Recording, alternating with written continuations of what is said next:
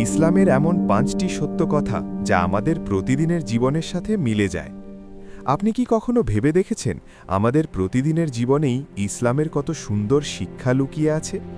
প্রথম কথা, আমরা অনেক সময় দুশ্চিন্তা করি, টেনশনে থাকি, কিন্তু ইসলাম বলে নিশ্চয়ই কষ্টের সাথে স্বস্তি আছে। মানে আজকে কষ্ট থাকলে কাল শান্তি আসবেই ইনশাল্লাহ। দ্বিতীয় কথা, আমরা ভাবি মানুষ কি বলবে, কিন্তু ইসলাম শেখায় মানুষ না, আল্লাহ কি ভাবছেন সেটাই আসল। তৃতীয় কথা, আমরা গুনাহ করে ফেলি, তারপর আল্লাহু মনে হয় আকবার, আমার আর ক্ষমা নেই, কিন্তু আল্লাহু ইসলাম আকবার, বলে আল্লাহর আল্লাহু রহমত থেকে আকবার। নিরাশ হইও না, যত বড় গুনাহই হোক তাওবা করলে ক্ষমা আছে।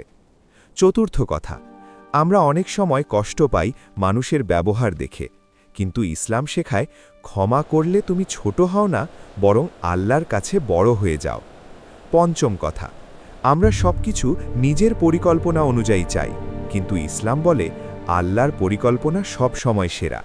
তাই জীবনে যত সমস্যাই আসুক, নামাজ, ধৈর্য আর দোয়া কখনো ছেড়ো না, কারণ যে আল্লাহর ওপর ভরসা করে আল্লাহ তার জন্য যথেষ্ট।